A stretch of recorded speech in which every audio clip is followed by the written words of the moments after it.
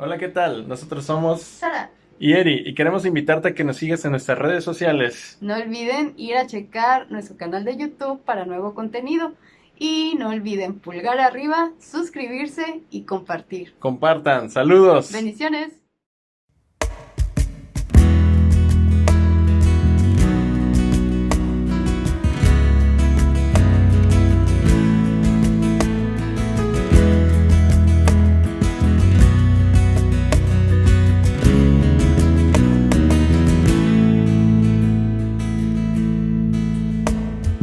¿Dónde está mi paz cuando arrecia la tempestad? ¿Y quién me librará si mis fuerzas ya no están? De la cruz viene mi luz, mi esperanza está en Jesús. ¿A quién correré en momentos de dolor? ¿Y quién me abrazará cuando necesite amor? De la cruz viene mi luz, mi esperanza está en Jesús. Tú guardarás en completa paz a los que perseveran en ti. Permanecerás fiel hasta el final. Con tus alas tú me cubrirás. Tus promesas no sabes fallar. Tú eres mi paz. Tú eres mi paz. Tú eres mi paz.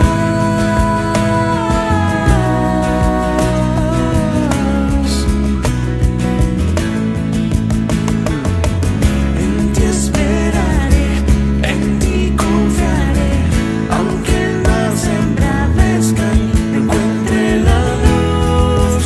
Es Jesús mi salvación. A ti correré, en ti está mi fe, en quien calma tormentas solo con su voz.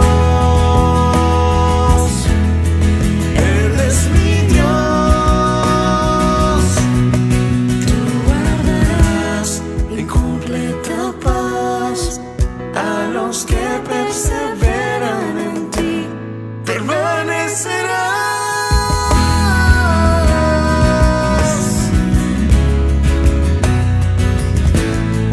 Tú guardarás en completa paz a los que perseveran en ti. Permanecerás fiel hasta el final. Con tus alas tú me cubrirás. Tus promesas no sabes fallar. Tú eres mi paz. Eres mi paz. Tú eres mi paz.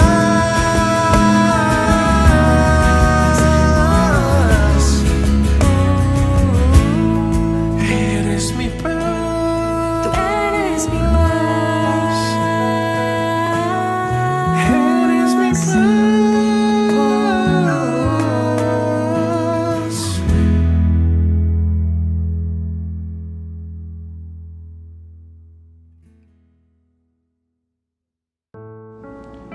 Buenos días, hermanos. Antes de iniciar, me gustaría felicitar al matrimonio Picasso Godínez por su primer aniversario. Que Dios siga guiando y bendiciendo su camino y siendo primero en sus decisiones y planes. Que este sea el primero de muchos años juntos y el principio de una historia fundamentada en Cristo. Que Dios los bendiga. Felicidades.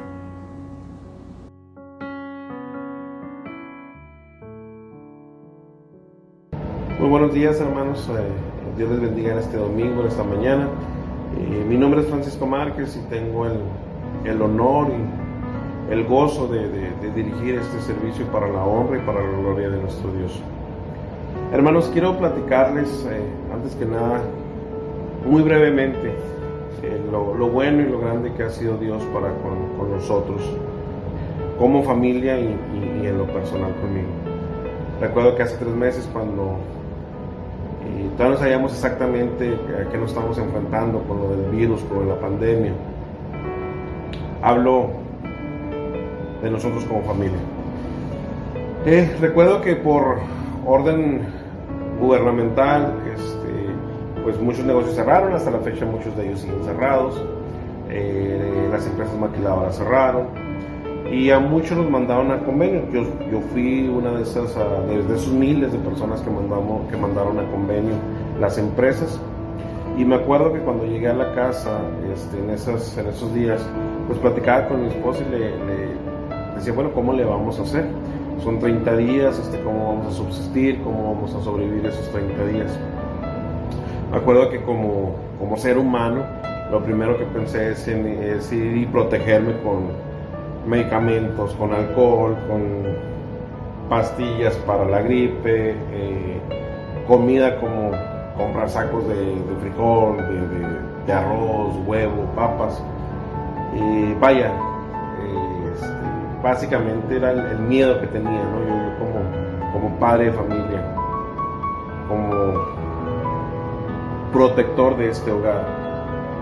Pero en esos días el Señor habló a mi corazón, al corazón de mi esposa, de mis hijas, de nuestra familia, y nos hizo entender y nos hizo saber de nueva cuenta que estamos con Él, y que si estamos con Él nada nos va a faltar.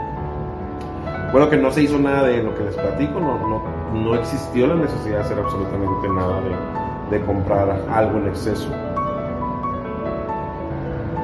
Pero sí les puedo decir, mis hermanos, que el Señor nos cuidó y nos protegió, no nada más por esos 40 días que siguieron, sino por estos 3 meses que hemos estado. Yo prácticamente tengo 3 semanas que regresé a laborar, pero yo les puedo garantizar, mis hermanos, que no nos hizo falta absolutamente nada durante todo ese tiempo. El Señor nos protegió, nos alimentó, nos cuidó, y no nos hizo falta, como se los digo, nada. Pero aún más allá, mis hermanos, si yo me pongo a ver en retrospectiva, puedo darme cuenta de que el Señor no nada más ha estado conmigo estos 3 meses, ha estado durante toda mi vida conmigo. Durante toda mi vida me ha sostenido, me ha guardado, me ha dado lo necesario, y muchas de las veces, hermanos, aún más de lo que necesito y merezco. Hermanos, no quiero ser egoísta, ni quiero sonar egoísta. Yo sé que la crisis nos ha pegado, le ha pegado a muchos de mis hermanos, a muchos de ustedes. Yo sé que la enfermedad nos ha tocado. A Dios gracias, a muchos de ustedes los ha levantado. Sé que familiares, amigos, conocidos han partido, y que eso es doloroso, eso me queda claro. Pero, mis hermanos, debemos recordar que nosotros no dependemos de nosotros mismos, sino dependemos del Dios vivo, del único Dios verdadero, y que, como dice su palabra, a los que le aman, todas las cosas les vienen a bien. Mis hermanos, a mí siempre me ha motivado esas palabras, porque no dice que no nos va a pasar nada, no nos dice que no vamos a entrar en tribulación, en problemas, no nos dice que no vamos a tener necesidades, nos dice que todo lo que nos pase como hijos de Dios nos van a venir a bien. Hermanos, yo no les puedo decir a todos ustedes, o a quien se ha visto afectado por su salud económicamente, o ha tenido la pérdida de un familiar, yo no les puedo decir qué es lo que Dios va a hacer con ustedes y con sus vidas, porque solamente Él lo sabe. Lo que sí les puedo decir y garantizar es que el Señor no se ha olvidado de ninguno de sus hijos, de ninguno de ustedes, no se ha olvidado de nosotros. Él nos va a guardar hasta el final, y yo sé por fe que en lo que nos pase, tarde que temprano entenderemos y sabremos para qué y por qué fue. Hermanos, Dios les bendiga, Dios les guarde y les cuide, y vamos a seguir con nuestro servicio del día de hoy. Les pido que con toda reverencia tomemos nuestras Biblias y lo abramos en Salmos número 100. Yo le voy a dar lectura, obviamente, y mientras ustedes lo leen, estén con una actitud de oración, mis hermanos, y meditando en la palabra del Señor. Dice su palabra: cantad alegres a Dios, habitantes de toda la tierra, servid a Jehová con alegría, venid ante su presencia con regocijo, reconoced que Jehová es Dios, Él nos hizo y no nosotros a nosotros mismos, pueblo suyo somos y ovejas de su prado. Entrad por sus puertas con acción de gracias, por sus atrios con alabanza, alabadle, bendecid su nombre, porque Jehová es bueno, para siempre su misericordia y su verdad por todas las generaciones. Amén. Vamos a orar, mis hermanos. Señor y bendito Padre Celestial, gracias te damos, mi Dios, por esta mañana. Gracias te damos por este día, Señor, en el cual nos permites estar aquí, Señor, reunidos, Señor, virtualmente, pero al final de cuentas reunidos, Señor, en tu nombre para alabarte y glorificarte, Señor. Te rogamos y suplicamos, Señor, que esto pueda pasar, Señor, pronto, para que podamos estar hombro con hombro, Señor, mano con mano, Señor, alabándote y glorificándote, Señor. Pero mientras es permitido, mientras se nos permita regresar, déjanos, Señor, seguirte alabando así, Señor, de esta manera, Señor. Seguir juntándonos, Señor, por medio de la tecnología, Padre Santo. Ayúdanos, Señor, a alabarte y a glorificarte, Señor, y agrádate con este servicio, Señor, porque es para tu honra y para tu gloria, bendito Padre. Gracias, mi Dios, por esto. Quédate pues con nosotros, te lo suplicamos en el bendito y glorioso nombre de tu Hijo Jesucristo. Amén. Mis hermanos, es tiempo o es momento de las alabanzas, y le dejamos el tiempo a nuestro coro.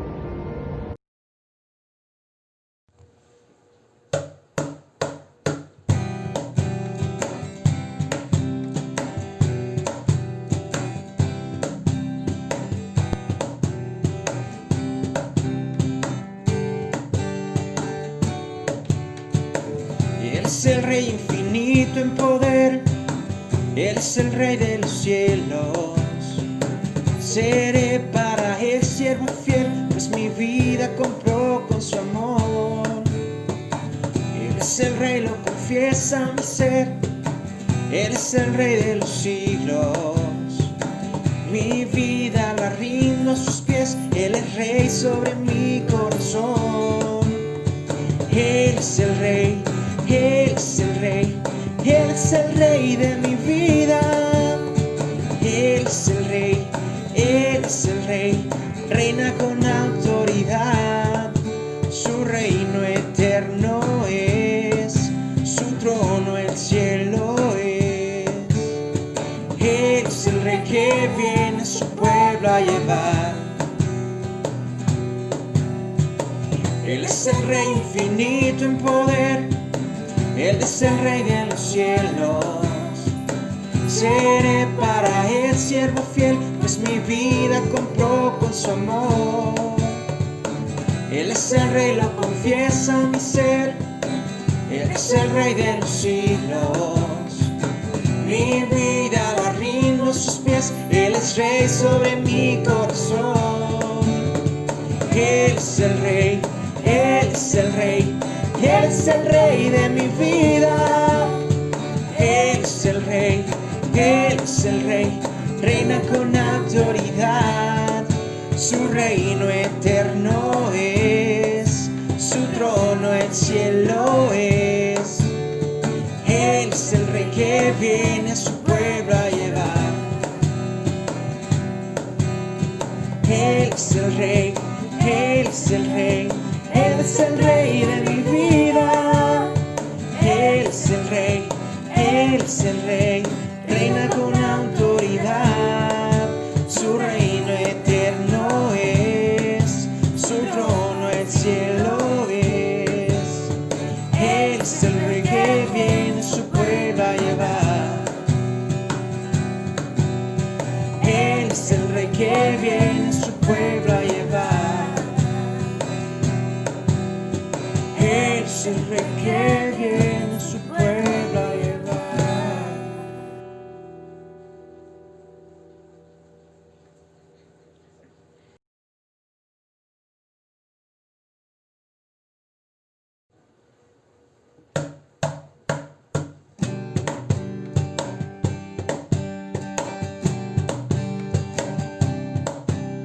En medio de la congregación, en medio del pueblo de Dios, yo alzaré mi voz a Él.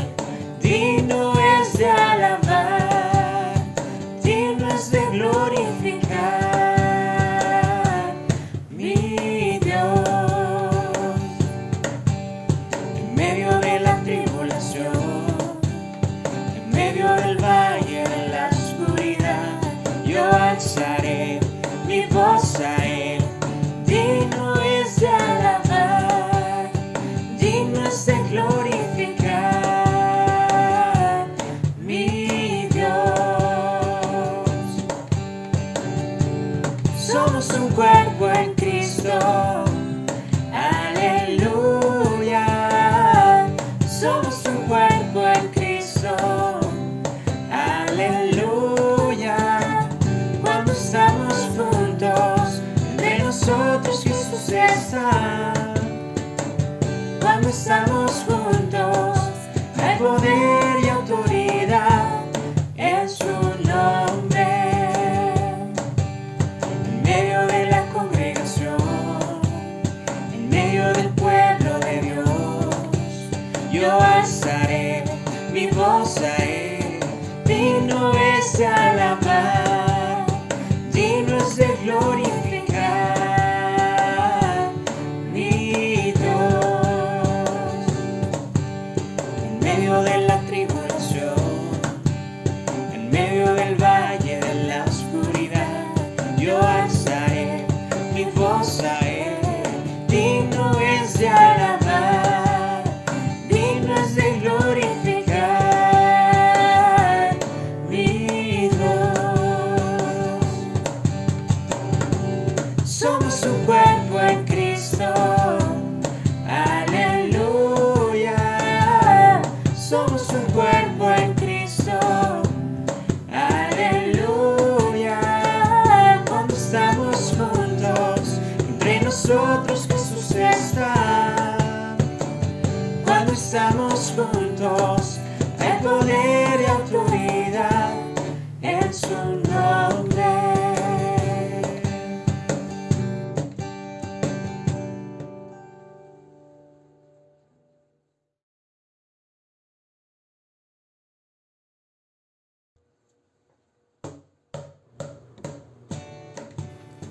Este canto, hermanos, es para que acompañemos a los niños con las mímicas.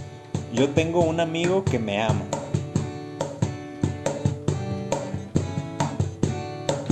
Yo tengo un amigo que me ama, me ama, me ama. Yo tengo un amigo que me ama, su nombre es Jesús. Que me ama, que me ama, que me ama sin tierno amor. Que me ama, su nombre es Jesús. Tú tienes un amigo que te ama, te ama, te ama. Tú tienes un amigo que te ama, su nombre es Jesús. Que te ama, que te ama, que te ama sin tierno amor. Que te ama, su nombre es Jesús. Tenemos un amigo que nos ama, nos ama, nos ama. Tenemos un amigo que nos ama, su nombre es Jesús. Que nos ama, que nos ama, que nos ama sin tierno amor. Que nos ama, su nombre es Jesús. Su nombre es Jesús. Su nombre es Jesús.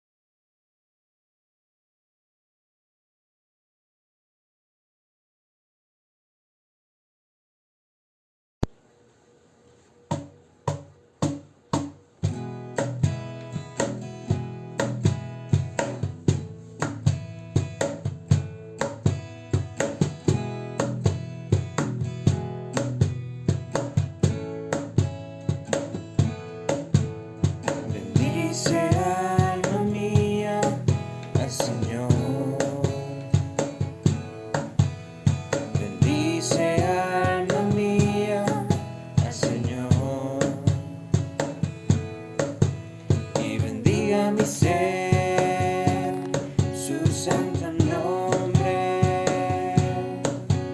y bendiga mi ser su santo nombre, porque Él es el Señor, quien perdona tus pecados. Él es quien sana todas tus dolencias. Él es quien rescata del pozo tu vida. Él es quien te corona de misericordias. Por eso bendice al Señor. Bendice, alma mía, al Señor. Bendice, alma mía, al Señor. Y bendiga mi ser su santo nombre. Y bendiga mi ser su santo nombre, porque Él es el Señor, quien perdona tus pecados. Él es quien sana todas tus dolencias. Él es quien rescata del pozo tu vida. Él es quien te corona de misericordias. Por eso bendice al Señor.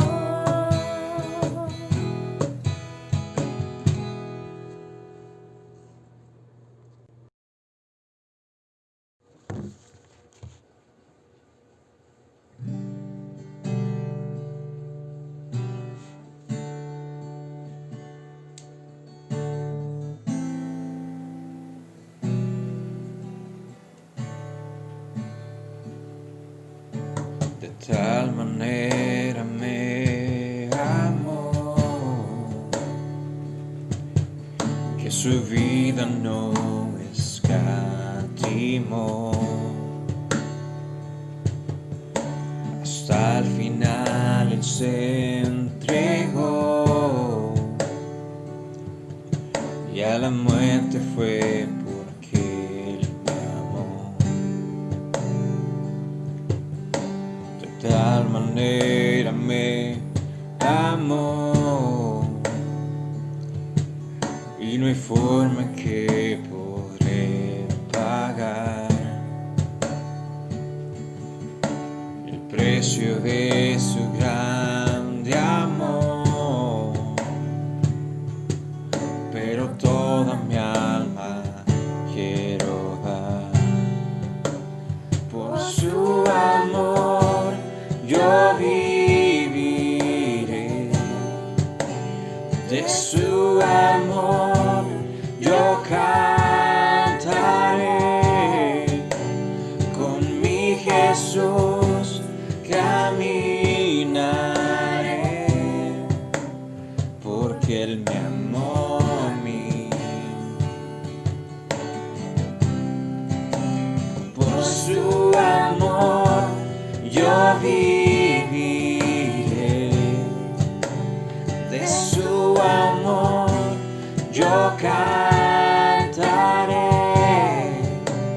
con mi Jesús caminaré, porque Él murió por mí.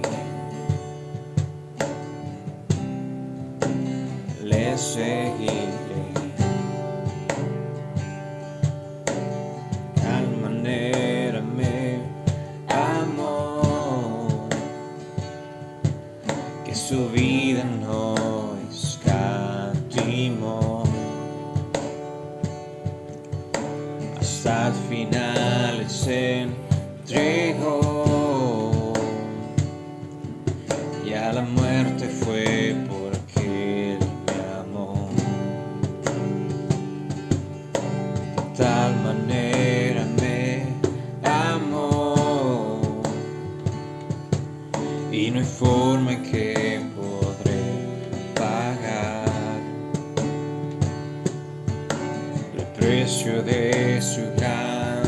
amor, pero toda mi alma quiero dar.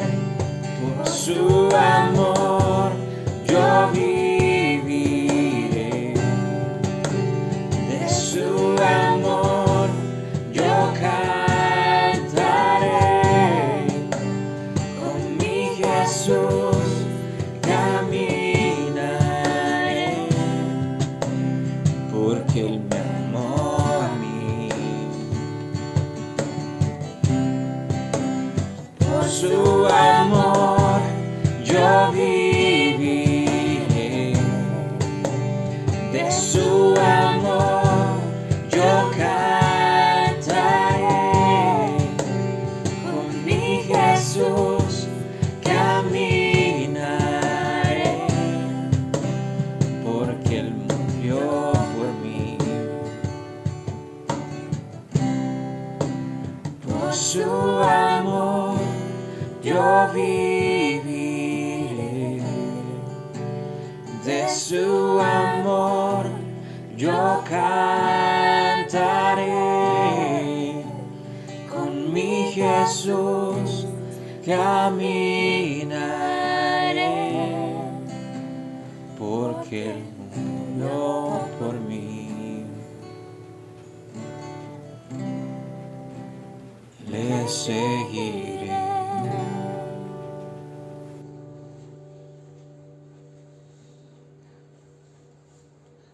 Queridos hermanos, que el Señor los bendiga grandemente. Doy gracias al Señor por la oportunidad de poder compartir nuevamente con ustedes su palabra. En las últimas semanas hemos estado estudiando la carta de Pablo a Tito. Y en esta carta hemos estado enfocándonos en lo que parece que el apóstol está tratando de enseñarnos y lo que le enseñaba a Tito y a la iglesia que él pastoreaba. Y eso es que una congregación del Señor, una iglesia del Señor, tiene que ser una iglesia sana. ¿Cómo vemos eso? Bueno, a lo largo de la carta observamos cómo el apóstol hace énfasis en esta característica, que una iglesia del Señor tiene que ser sana y por ende también tiene que ser santa. ¿Y cómo estuvimos viendo esto? Bueno, usted recordará, en la primera parte observamos que una característica de una iglesia sana es que vive de acuerdo a su propósito. Ha aprendido a asimilar cuál es su misión sobre la tierra y entonces vive a través de ella y se identifica con esa misión.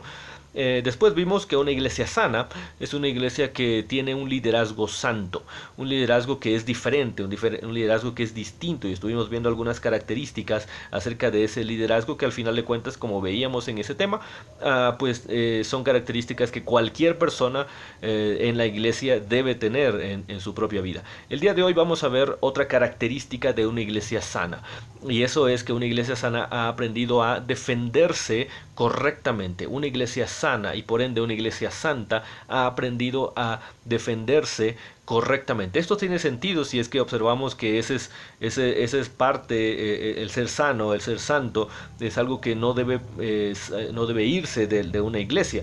Entonces es obvio que una iglesia que es sana ha aprendido a identificar aquello que no le permite ser sana, aquello que no le permite ser santa. Así que el día de hoy vamos a hablar un poquito acerca de eso, cómo una iglesia ha aprendido a defenderse correctamente y entonces permanece sana y permanece santa. Hagamos un pequeño resumen entonces acerca de esto y recordemos primeramente cuál es ese entorno. El apóstol Pablo está hablando acerca de que la iglesia local tiene que ser una iglesia santa, y usted recordará que lo que hablábamos era que el Señor está creando, está edificando a su iglesia y quiere que esa iglesia sea distinta, sea relevante, sea diferente a cualquier otra clase de organización, y que tenga valores, tenga estructuras, tenga convicciones diferentes, objetivos que sean divinos y no solamente humanos. Así que una iglesia sana es una iglesia santa, es una iglesia apartada que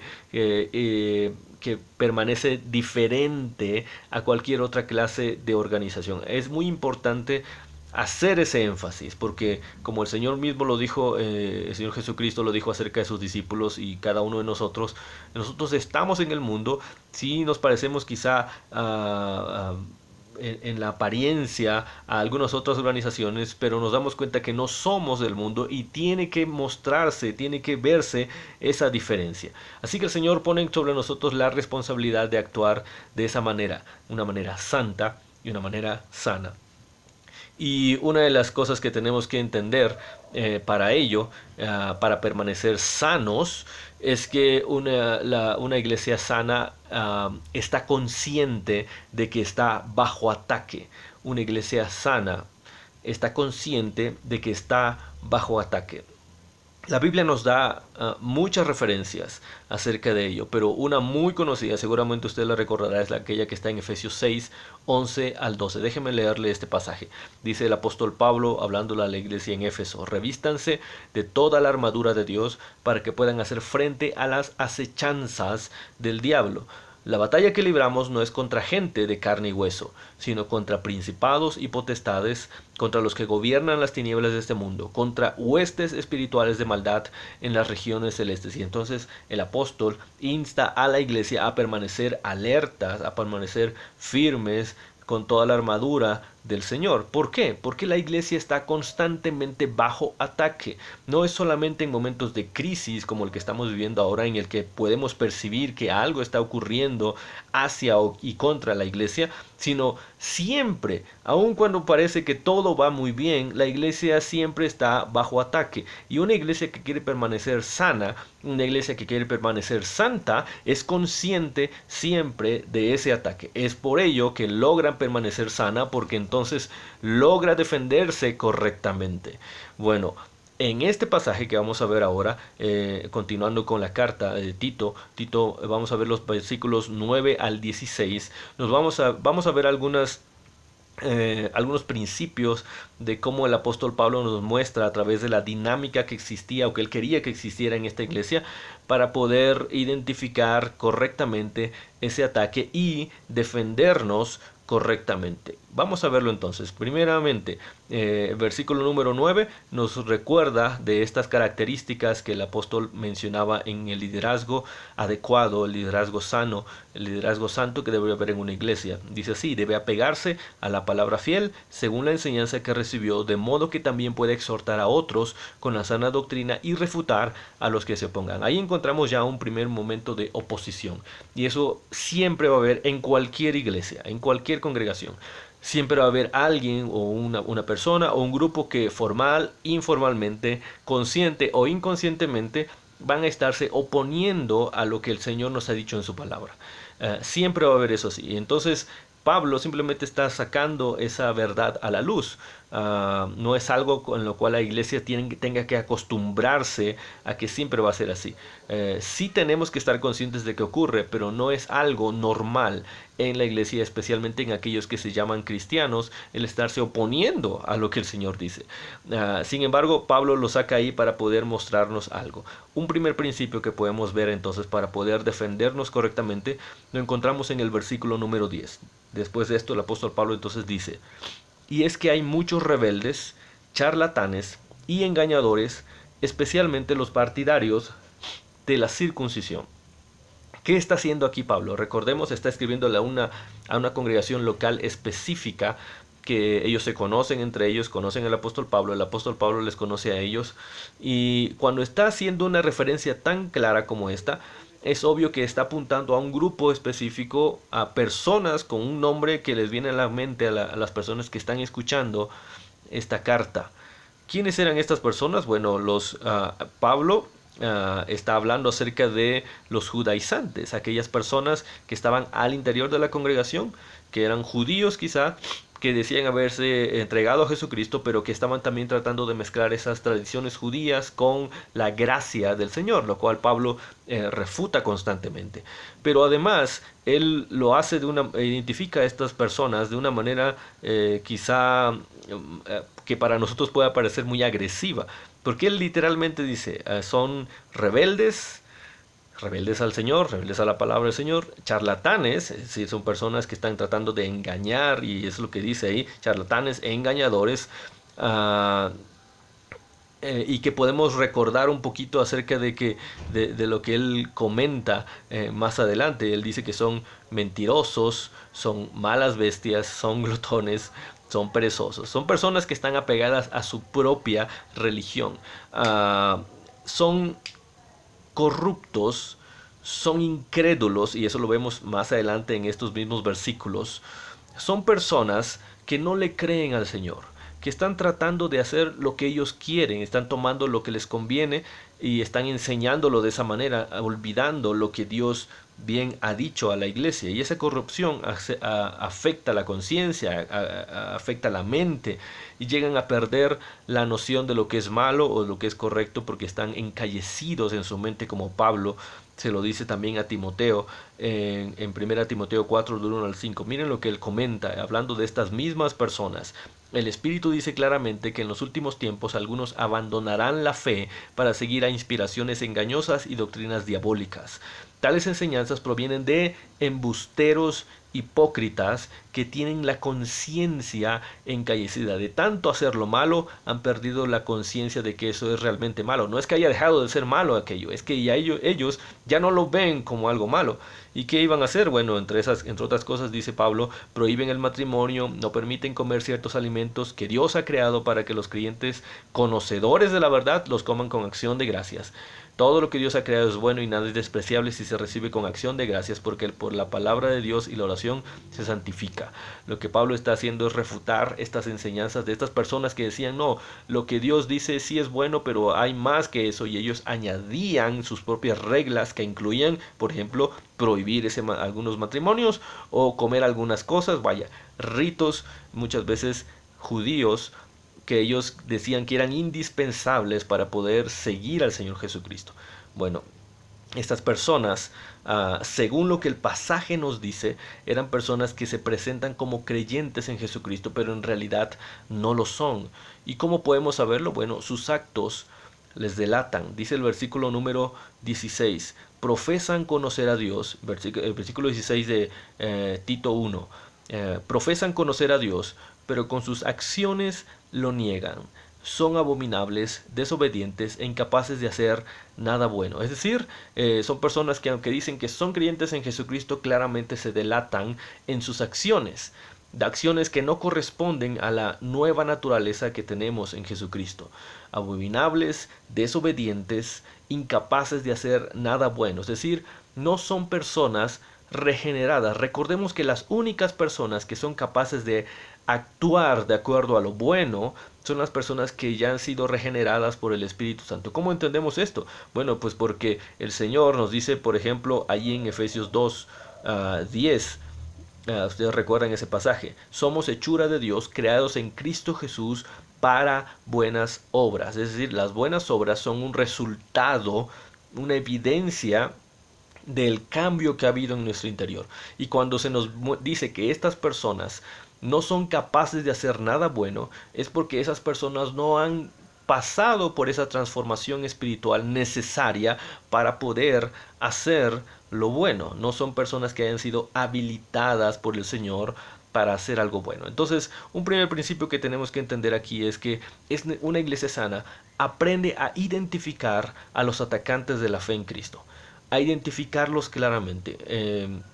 Quizá no muchas ocasiones es necesario identificarlos con esta clase de adjetivos, pero en otras será necesario hacerlo, porque son personas que están tratando de usar la fe en el Señor para ganancia propia, engañando a otros. Pero lo más importante es esto: tenemos que aprender a identificarlos. No podemos simplemente dejar pasar estas cosas. Tenemos que tener bien claro cuál es la doctrina en el Señor Jesucristo, para que todo aquello que no pertenezca a ella podamos decir claramente, esto no es lo correcto. Y si es necesario entonces identificar a quienes están atacando esa fe en Cristo, entonces es responsabilidad de la iglesia el poder hacerlo. Recordemos, un poco de levadura leuda toda la masa. Cuando la iglesia no es capaz de identificar a sus atacantes y permite que esta clase de enseñanza se rieguen al interior de la congregación, pronto tendremos problemas y pronto tendremos que estar defendiéndonos de algo que pudimos haber arreglado desde el principio. Aprendamos entonces a eso y seamos entonces una iglesia sana. Ahora, para poder identificar a los atacantes, para poder identificar las falsas enseñanzas, es necesario este segundo principio, que de una iglesia que aprende a defenderse correctamente. ¿Sabe cuál es? Es que tenemos que apegarnos a la palabra fiel, usando las palabras que el apóstol Pablo dice aquí, apegarnos a la palabra fiel. El apóstol lo dice otra vez en el versículo número 9, déjenme leerlo nuevamente. Dice así: debe apegarse a la palabra fiel según la enseñanza que recibió, de modo que también puede exhortar a otros con la sana doctrina y refutar a los que se opongan. Es decir, una función de liderazgo, como lo vimos la vez pasada, es refutar a los que se oponen, exhortar a otros con la sana doctrina. Pero ¿cómo podemos hacer eso si no nos apegamos a la palabra fiel? Si no estamos aferrados a esa enseñanza correcta. Y también, ¿cómo podemos aferrarnos a la enseñanza correcta si no la conocemos? Entonces es obvio, para poder identificar las falsas enseñanzas y a los atacantes de la fe en Cristo, tenemos que conocer la palabra y conocerla y aferrarnos a ella. ¿Qué significa eso? Asirnos con todas nuestras fuerzas a la palabra del Señor. No apartarnos de ella. La palabra fiel, obviamente, es una referencia a las instrucciones del Señor, a la verdad que el Señor nos ha dado a conocer. Si no conocemos esta verdad, no podemos distinguir la mentira. Quizá por eso tenemos tantos problemas en nuestras congregaciones. Quizá por eso no podemos refutar a quienes se oponen. Quizá por eso no podemos identificar a los atacantes de la fe en Cristo, porque no conocemos primeramente la verdad. Y si no conocemos la verdad, entonces no podremos identificar la mentira. Lo que ocurría en esta iglesia era que ellos se estaban engañando con cosas que eran contrarias a las instrucciones del Señor para vivir la vida en Cristo, y era necesario, era lo que Pablo estaba identificando, regresar a la palabra fiel para que entonces se dieran cuenta de que todas estas cosas que ellos estaban creyendo eran mentira. La mentira, por cierto, y eso es algo que tenemos que entender muy bien y tomarlo como advertencia, no siempre se presenta como una mentira. Es decir, alguien que va a engañar a otra persona no va a llegar diciendo: yo soy alguien que va a decirte una mentira para que la creas. La mentira tiende primeramente a imitar la verdad para poder ser aceptada. Siempre apela a la razón, siempre apela a la comodidad, a la conveniencia, a la necesidad de la persona que está escuchando. Pero lo que hace la mentira es que nos muestra, nos ordena, nos dice algo que Dios no ha dicho. Eso es lo que le hace una mentira. No es qué tan conveniente es o no, no es qué tan cómoda es o no. Lo que hace a la mentira que sea una mentira es que Dios no lo ha dicho. ¿Cómo podemos saber qué es algo que Dios no ha dicho si no sabemos qué es lo que Él sí ha dicho? Espero estarme explicando en esto. Necesitamos apegarnos a la palabra fiel para poder entonces identificar clara y prontamente qué es aquello que es mentira, aquello que no está pegado a esa palabra fiel. Entonces, lo que hace a cualquier argumento que sea una verdad o una mentira no es lo lógico o lo conveniente que pueda parecer. Tampoco es si la mayoría en nuestra propia congregación apoya esa situación. Eso no es lo que lo hace verdad o lo que lo hace mentira. Lo que lo hace verdad o lo hace mentira es solamente si Dios así lo ha dicho o no. Y Pablo ya había dicho esto al principio de su carta. Usted recuérdelo. Ahí en la carta a Tito, Pablo comienza diciendo en los primeros versículos que todas estas cosas las hacía Dios, este evangelio que él había sido enviado a predicar, se lo había enviado el Señor, quien no miente. Él está colocando aquí un contraste muy claro. Las personas tenían que llegar a identificar si lo que estaban creyendo era algo del Señor o no. ¿Por qué? Porque Dios no podía contradecirse. Y cuando ellos lograran observar todas las cosas que estaban creyendo y lo que ya se les había sido predicado, entonces ellos tenían que ser capaces de darse cuenta que había una contradicción. Y entonces tenían que decidir, tal vez Dios cambió de parecer, o tal vez Dios dijo una mentira, o tenemos que pensar que Dios no miente y entonces estas cosas que estamos escuchando son en realidad la mentira. Pero ¿cuál era el punto de equilibrio? ¿Cuál era aquello que iba a hacer que se dieran cuenta de eso? Bueno, lo que Dios había dicho. Y si Dios ha dicho eso, entonces Dios no miente. Y si Dios no miente, entonces lo que estamos escuchando aparte es mentira. En cambio, estos profetas, estos líderes, estos maestros que estaban ahí al interior de la iglesia, muchos de ellos eran influyentes, muchos de ellos eran personas que tenían mucho peso en la comunidad.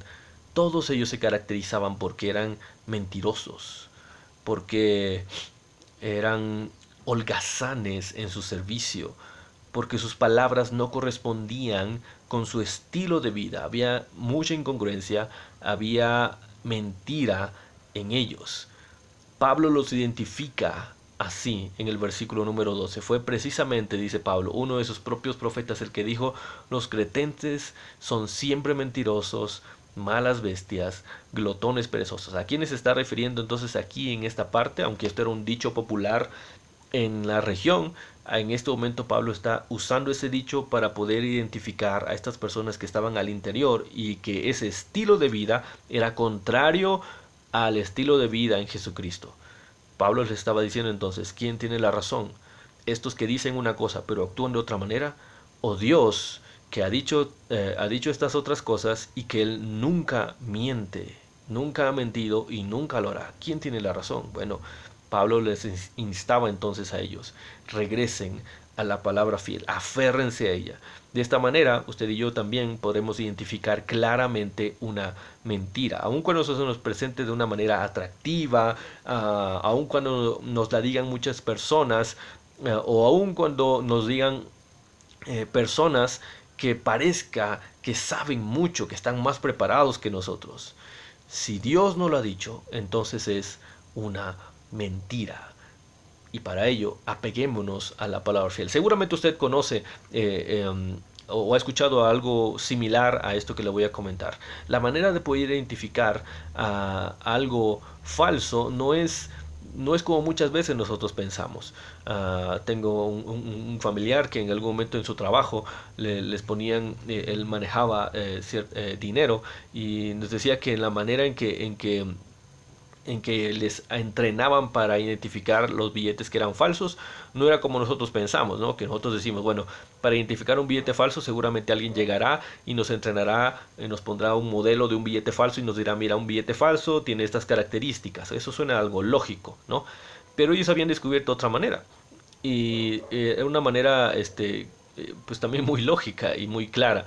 ¿Qué era? Bueno, lo que hacían era mejor entrenarles a identificar los billetes correctos, para que cuando pasara por sus manos un billete falso, ellos pudieran identificarlo claramente. Entonces, bueno, lo que hacían era simplemente estar tocando durante mucho tiempo billetes verdaderos, y entre ellos metían alguno que era falso. Cuando eso ocurría, entonces ellos automáticamente, ya sus dedos estaban entrenados para poder identificar lo falso. ¿Cuál era el proceso entonces? El proceso no era enfocarse en lo falso, sino enfocarse en lo verdadero, para que entonces cuando llegara lo falso fuera fácilmente detectable. Eso es lo que Pablo está diciendo aquí. ¿Quieres identificar lo que está mal? Entonces apégate a la palabra fiel. Apégate a la palabra fiel. No te desvíes tratando de identificar primero lo que es falso. En algún momento lo falso se presentará, pero para cuando eso se presente, nuestra función es habernos apegado a la palabra fiel de tal forma que podamos identificarla claramente. Vamos a ver alguna otra característica, o mejor dicho, algún otro principio para poder defendernos correctamente. Y eso se nos presenta en el versículo número 11. ¿Sabe cuál es ese principio? Que una iglesia sana que se defiende correctamente ha aprendido a confrontar a los atacantes de la fe. ha aprendido a confrontar a los atacantes de la fe. Dice el versículo número 11. Después de que él ha identificado a estas personas, dice Pablo, a estos hay que taparles la boca, ya que están arruinando familias enteras al enseñar lo que no se debe. Y lo hacen para obtener ganancias malavidas. Hay que taparles la boca, dice Pablo. Bueno, debe haber confrontación. Ahora, confrontación no en el sentido quizá que muchas veces podemos pensar que es negativo, pero al final de cuentas sí, confrontación. La confrontación no es algo negativo. Si usted es padre o es madre, seguramente habrá hecho eso muchas veces. Y usted se da cuenta de lo bueno que es cuando usted identifica que uno de sus hijos está haciendo algo equivocado. ¿Qué es lo que hace?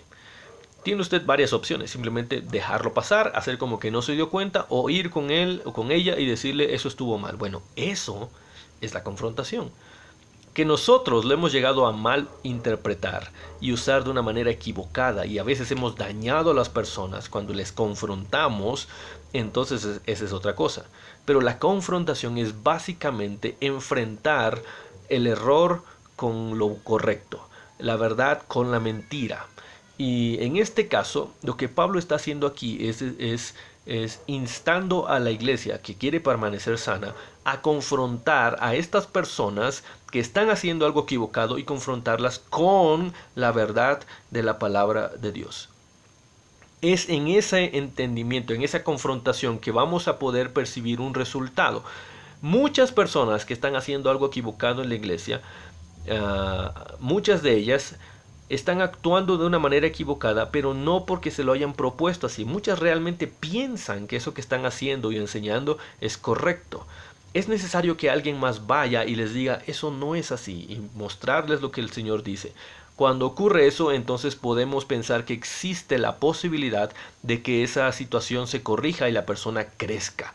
Pero cuando no existe confrontación, entonces simplemente estamos permitiendo que estas enseñanzas, aun cuando no sean a propósito, que se estén dispersando, pues sigan dañando a la iglesia. Hay otras personas que sí tienen la intención de estar dañando a la iglesia, de estar ganando para sí mismos a través de la fe en el Señor. Es necesario confrontarlos con eso, con la verdad, para que ellos se den cuenta que no estamos dispuestos a ceder en nuestras convicciones en el Señor Jesucristo. Y de esa manera, no solamente ellos son llevados a reconsiderar su actitud, sino que también estamos enseñando al resto de la iglesia para ayudarles a entender que la sanidad y la santidad en la iglesia es algo fundamental y es algo que el Señor desea de cada uno de nosotros. Es entonces en esa confrontación que existe esa posibilidad de crecimiento, de poder mostrar el error para poder ayudar a la gente a tomar otro camino. El apóstol Pablo nos dice, hablando acerca de esto, nos dice de esta forma, en 1 Pedro 1:22, ahora que se han purificado obedeciendo la verdad y tienen un amor sincero por sus hermanos, ámense de todo corazón los unos a los otros. ¿Qué dice él? ¿Qué dice el apóstol Pablo? Que la purificación ha llegado a través de obedecer a la verdad. Y a través de esa obediencia entonces ha llegado a expresarse un amor sincero entre los hermanos.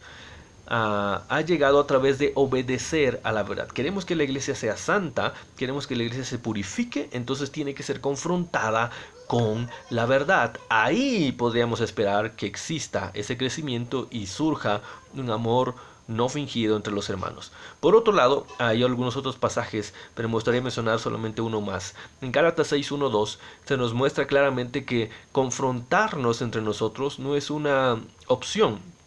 Cada vez que nosotros tenemos la posibilidad y el Señor nos muestra que hay algo que debe corregirse entre nosotros, tenemos que tomar parte en ese proceso de restauración.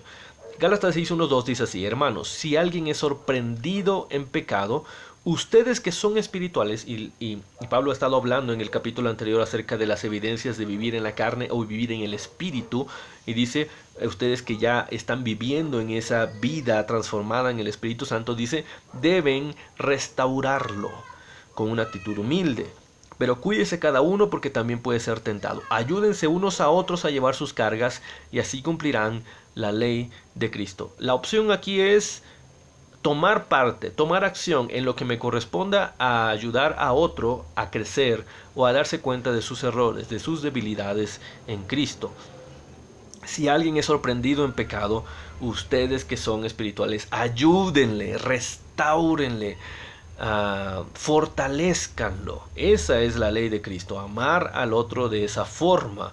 Pero nosotros muchas veces lo que hacemos es, cuando observamos un error en alguien más, lo dejamos pasar, tenemos miedo a mencionar eso, y claro, es algo lógico, es algo entendible que podamos tener esa clase de nerviosismo. Muchas veces no sabemos cómo empezar, cómo llegar, cómo conversar con la gente.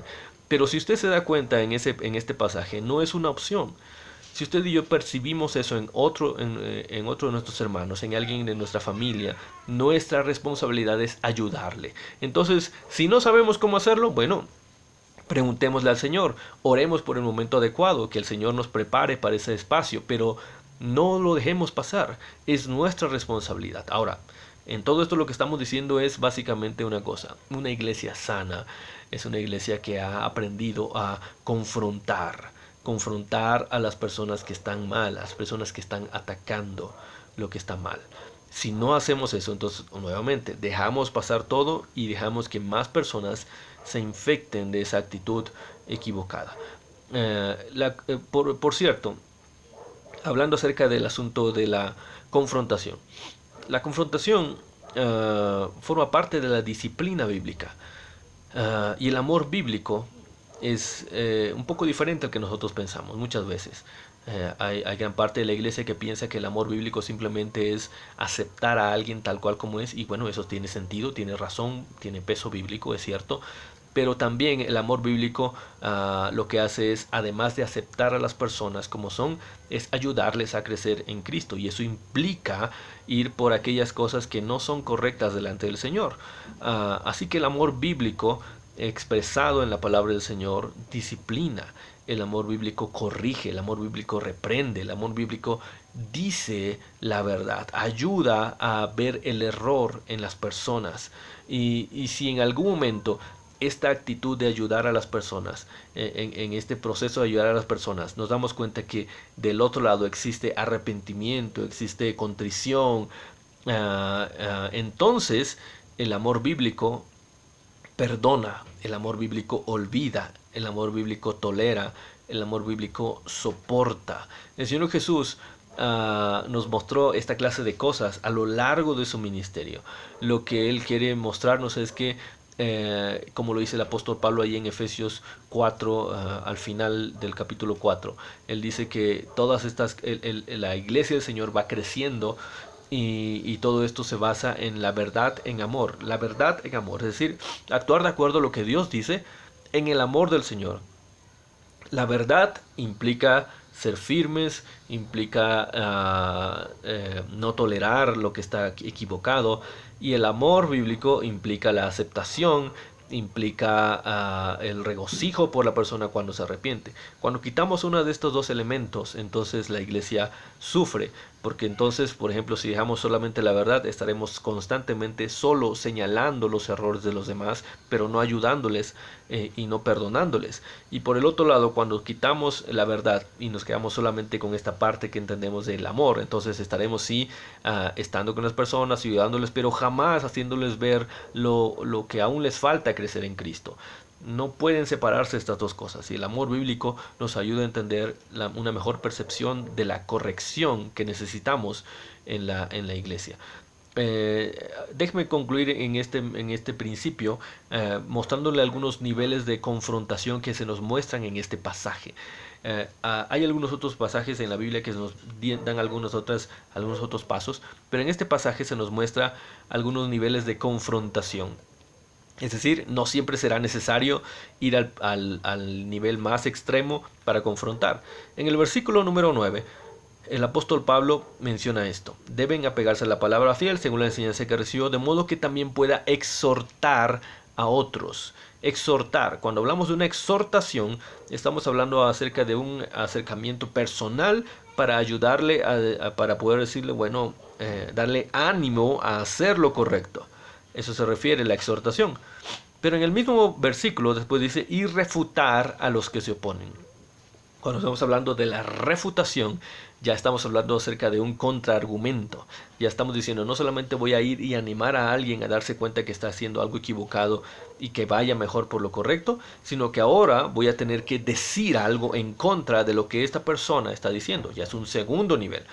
En el versículo número 11 se nos muestran algunas directrices un poquito más fuertes. Dice, a estos, dice, hay que taparles la boca. Taparles la boca. ¿Qué significará eso? Bueno, no es que literalmente vamos a ir y les vamos a poner algo sobre la boca para que no hablen, pero sí nos está hablando acerca de hacerles callar. Hacerles callar a estas personas que Pablo identifica como rebeldes, charlatanes, engañadores, los que prefieren su propia religión, hacerles callar. De alguna manera la iglesia tiene la autoridad y tiene la libertad de cuidarse y de cuidar a los suyos, y dentro de esa libertad tiene también la autoridad para poder limitar la influencia de alguien al interior de la congregación que está dañando a los demás. Esto es lo que Pablo identifica como taparles la boca. No hay que permitirles que continúen haciendo este daño. Y si es una persona que está enseñando públicamente, que tiene algún grupo o lo que sea al interior de la iglesia debe tomar decisiones para poder callar el avance de estas enseñanzas. Y por último, en el versículo número 13, Pablo menciona otro nivel de exhortación, otro nivel de corrección y de confrontación. En el versículo número 13 dice, y es la verdad, por eso repréndelos con severidad, a fin de que sean sanos en la fe. Repréndelos con severidad. Si todas estas cosas anteriores no funcionan, lo que corresponde a la iglesia es públicamente mostrar el problema, el error, la falta que se está cometiendo, y hacerlo con severidad, y como Pablo lo dice a Timoteo en su carta, para que los demás también aprendan que eso no es algo que está permitido, que no es algo que se debe hacer en la iglesia del Señor. Así que tenemos que confrontar lo que está mal, y podemos hacerlo en este camino. Que el Señor nos ayude a hacerlo, identificando primeramente cuáles son esas fallas. Y por último, déjeme mostrarle algo que también encuentro en los versículos 13 y 14. Miren lo que dice estos dos versículos. Es la verdad, repréndelos con severidad, a fin de que sean sanos en la fe y no hagan caso de leyendas judías ni de lo que exigen esos que rechazan la verdad. Una iglesia que ha aprendido a defenderse correctamente también es una iglesia que recuerda constantemente el resultado, la ganancia, el buen fruto de defenderse adecuadamente. Porque muchas veces quizá podríamos llegar a pensar que el estar luchando en contra de esto es algo inútil, o es demasiado doloroso, porque realmente lo es. Demasiado doloroso, demasiado espinoso, a veces nos trae conflictos, a veces nos trae problemas, malos entendidos, el tratar de ayudar a la iglesia a permanecer sana y a defenderse adecuadamente. Pero el recordar el resultado de esto es algo que nos va a ayudar también a defendernos correctamente. Y Pablo lo menciona aquí, porque Pablo dice que el objetivo de defenderse correctamente es que todos sean sanos en la fe, que se aparten de la mentira, que se aparten de aquellos que están llevándoles al error. Cuando observamos eso, todo el dolor, todas las críticas, todos los malos entendidos, no es que van a desaparecer, pero entonces quedan en un segundo plano, porque entonces nos damos cuenta cómo el Señor nos está usando para poder ayudar a alguien a que se fortalezca en el Señor.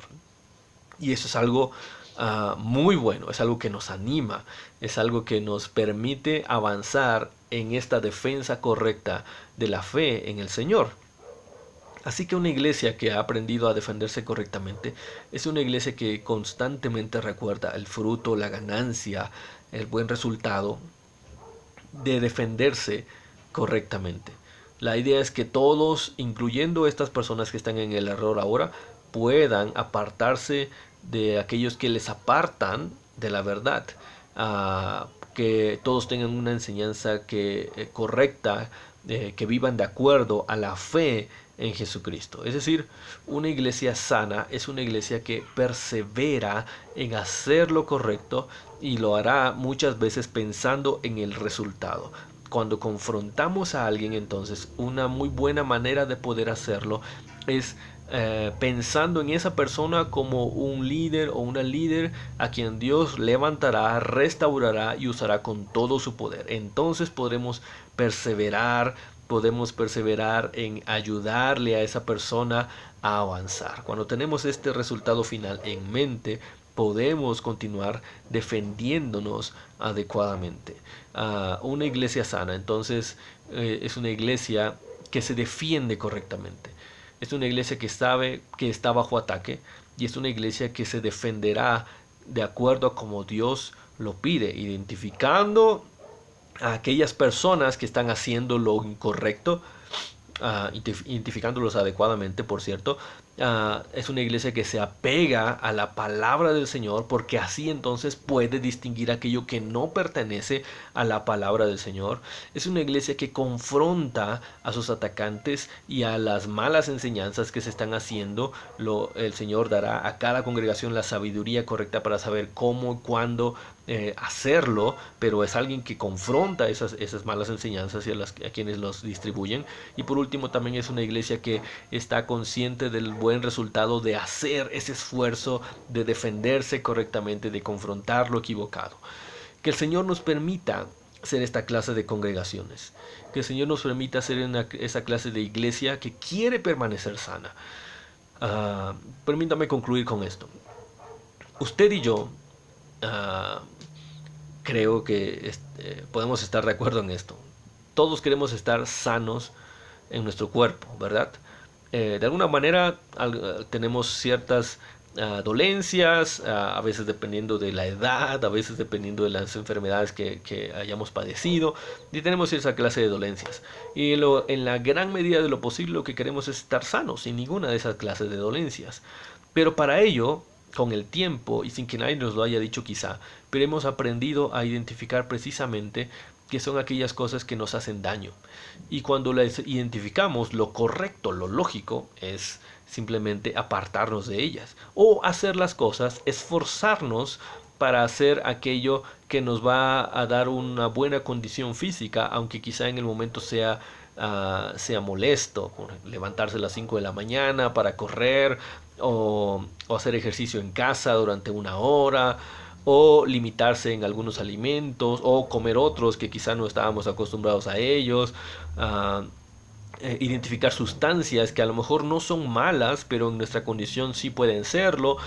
Esa clase de cosas es lo que nos ha enseñado la vida hasta este tiempo, para poder decir: quiero permanecer sano, entonces tengo que hacer esta clase de cosas. Los médicos nos los recuerdan y es nuestra responsabilidad permanecer en ello. Es lo mismo para la iglesia, es lo mismo para usted en su vida espiritual. Usted y yo hemos ya llegado a identificar aquellas cosas que van en contra del Señor y estamos aprendiendo a defendernos correctamente. Nuestra oración es que usted, cuando identifique esas cosas, lo haga realmente de la forma correcta. Defiéndase adecuadamente, identifique lo que está mal, identifique lo que es incorrecto, apéguese a la palabra del Señor, haga lo que el Señor le pide, y entonces todo aquello que no le ayude en su caminar espiritual claramente será evidenciado. Atrévase a confrontar esas actitudes, incluso en usted mismo primeramente, para poder ayudar a otros a crecer. Y por último, recuérdese que usted está también en un proceso de transformación. Recuérdese que el Señor le llevará de triunfo en triunfo. Recuérdese que el Señor está haciendo de usted y de su congregación personas que Él quiere que sean sanas, que sean santas en Él, y que a través de ello el Señor le usará más adelante, si hoy usted se decide a ser sano, a ser santo para Él. Permítame orar entonces, y que esta palabra quede en nuestra mente, en nuestro corazón, para seguir glorificando al Señor con nuestra vida. Bendito Padre Celestial, te agradezco, Señor, por este tiempo. Gracias, Padre, porque tú nos has dado la oportunidad de ir a tu palabra, de ser confrontados con ella, Señor, y de identificar todo aquello que quizá pueda estar mal en nuestra vida. Te rogamos, Señor, que tú nos permitas, como individuos, pero también como congregaciones, el poder querer ser sanos, Señor, para ti, querer ser santos. Ayúdanos, Señor, a no solapar aquellas cosas que están mal, aquellas enseñanzas que pueden parecer muy buenas, pero que no pertenecen a tu doctrina, a la sana doctrina que tú nos has dado. Ayúdanos, Señor, a identificar aquellas cosas que no son agradables delante de ti, Padre, que no las justifiquemos más. Ayúdanos, Señor, a alinearnos a tu palabra, Señor, yendo primeramente a tu palabra y estando totalmente conectados a ella, Padre. Permítenos, Señor, entonces tener ese deseo de permanecer santos para ti, de permanecer sanos para ti, haciendo lo que sea necesario. Pero permítenos, Señor, también todos los días tener esa esperanza, ese gozo, Padre, de saber que tú nos estás formando, que tú nos estás guiando y que en el futuro, Señor, tú nos usarás, Padre, pero que tenemos que responsabilizarnos hoy por permanecer sanos y santos para ti, Padre. Gracias, Señor, por este tiempo. Bendice a mis hermanos. Es como siempre, Señor, te ruego que tú les bendigas, que tú les guardes, que tú permitas, Padre, que en este tiempo de crisis cada uno de ellos pueda permanecer brillando en el contexto que le ha tocado vivir, Padre, que aún en la falta de trabajo, la falta de provisión material, Señor, haya abundancia en la mesa de cada uno de ellos, Padre, aún para compartir con otros. Que, Señor, en medio de las situaciones difíciles podamos ser luz para aquellos que están buscando una salida a esta situación. Te lo rogamos, Padre, y gracias una vez más por este tiempo. En el nombre de Jesucristo oramos, Señor. Amén. Amén. Que el Señor nos bendiga grandemente, mis hermanos. Primeramente Dios, nos vemos más adelante. Bien, es grato escuchar su palabra, es grato escuchar las alabanzas, la predicación, aun y cuando es para la honra y para la gloria de nuestro Dios. Creo que salimos fortalecidos espiritualmente después de escuchar tan bonitos cantos y vaya, la nutrición o el nutrirnos, con el alimento espiritual que es su palabra. Mis hermanos, vamos a orar para despedirnos. Bendito Padre Celestial, gracias te damos, mi Dios, por lo bueno, por lo grande que eres, Padre Santo, y porque, Señor, hasta aquí tú nos has ayudado, Señor. Podemos decir con toda confianza, bendito Padre, que tú no nos has dejado de tu mano, Señor, que tú nos has guardado en el hueco, Señor, de tu mano, porque si no fuera por tu amor, Señor, si no fuera por tu misericordia, ya hubiésemos sido consumidos, Padre Santo. Gracias, mi Dios. Gracias, Señor, porque nos permites escuchar tu palabra por medio de la tecnología, por medio de los videos, bendito Dios. Señor, te rogamos que pronto pueda pasar todo esto, Señor, para que podamos reunirnos de nueva cuenta, Señor, vernos cara a cara, Señor, y demostrarnos ese amor, Señor, fraternal, Señor, ese amor, Señor, que nos debemos de tener como hijos tuyos, Señor, porque todos, Señor, somos hermanos, porque fuimos comprados por una misma sangre, Señor, por la sangre de tu Hijo Jesucristo que derramó en la cruz por nosotros. Gracias, Padre Santo. Señor, te suplico te quedes con nosotros, Señor, y que nos guardes durante esta semana, Señor, que va a empezar, bendito Padre. Y permítenos, Señor, que a donde vayamos y hagamos lo que hagamos, Señor, demostremos que somos hijos tuyos, Señor, y demos un fiel testimonio, Señor, de lo que ha sido tu Hijo Jesucristo en nuestras vidas. Gracias, Padre Santo, por esto. Señor, te rogamos, bendito Dios, nos permitas quedarnos ante tu presencia, Señor, todo el tiempo. Gracias, pues, Señor. Todo te lo suplicamos en el glorioso nombre de tu Hijo Jesucristo.